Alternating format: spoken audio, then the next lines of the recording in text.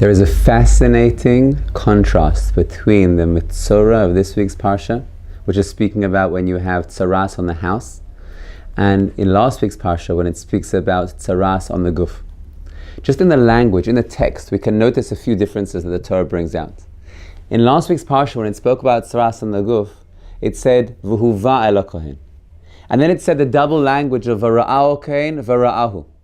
As opposed to this week's Parsha, it doesn't say V'huva el kohen, it says Uba el kohen. And it doesn't say the double language of V'ra'ah, and then again V'ra'ahu. Let's start with those differences, and then we'll add another couple as we go along. The Rambam writes there's a difference between the tzarat of the guf, on the body, and the tzaras of the home, in the order of how things happened.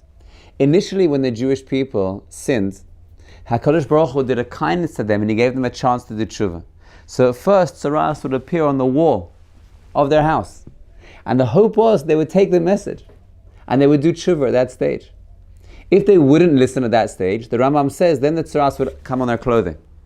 And if even then they wouldn't listen, then the tzaras would come on their body. So when you think about it, tzaras coming on the house of someone's home, that's an early stage when they're still sensitive. By the time it gets to their body, that's a sign that they've already not listened to two messages that HaKadosh Baruch Hu has sent them. So that's why it says, by the tzaras of the house, Uba el kohen, because he still has a spiritual sensitivity, so he comes by himself. But by the tzaras of the body, he's not coming. V'huva el kohen, he was brought by other people because he wasn't interested in coming himself. That also explains why it says V'ra'ah kohen once by the house, because he would come and see, and that was that. But when it came to the tzaras of the body, it wasn't just Ra'ah, it was Ra'ahu. He would see him, because he would see that there was a sin in that person. There's a joke that they tell, that there was an old Yiddish Jew who came to the doctor, and he didn't feel well, he had a sore throat. He said to the doctor, "Doctor, what is it?" The doctor said to him, "It's a virus." And he said, "I know it's the virus, but what can I do to make myself feel better?" A Jew who has contemplation is someone who thinks beyond the external exhibition of the sickness. But he realizes there's a spiritual malady that comes behind it. That also explains why in this week's Parsha he said the language of ka nega nireh li b'bayit. The language of ka nireh is interesting, like a nega nireh li. And also, why does he say li? It would be enough just to say nega nireh b'bayit. But now we understand. Ka nega, because he understands that it's not the tzaras on the house that's the issue. That's just a representation of it. Ka nega, just like there is something over there that needs to be worked on, there's also something over here on myself that needs to be worked on. And that's why he says, Kenega nire li b'bayit, because it's something within me. That also explains one more idea, that the Torah says in this week's Parsha that by the tzaras of the house, there's a total of 3 potential weeks that the situation could go. If the Kohen season is not sure and they take the stones and then they expand it, another week again until they determine it. But by the naked tzaras of the body, 1 week and it's over. If they have a safek, tameh. Why by the body do we have only 1 week, but by the house there's 3 weeks?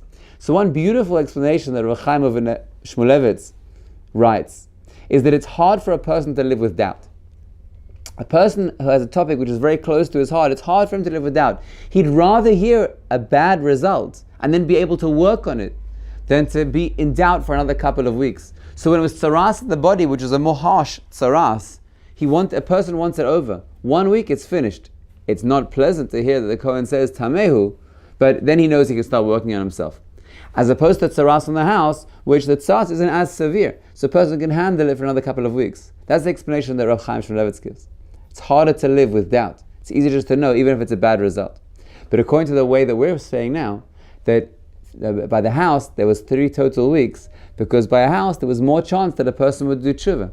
He was still spiritually sensitive, so Torah gave him another week and another week. As opposed to by the body, the person here is already brazen. If they haven't done tshuva after the house, and they haven't done tshuva after the clothing, what's the chance they're going to do tshuva now if you give them another couple of weeks?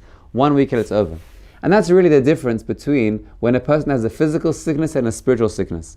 In a physical sickness, if a person doesn't pay attention to it, it gets more severe. And if they don't listen initially, they're going to have to listen at some point. Eventually they'll say, now I have to get to the doctor. When it's a spiritual sickness, initially a person has the sensitivity to it.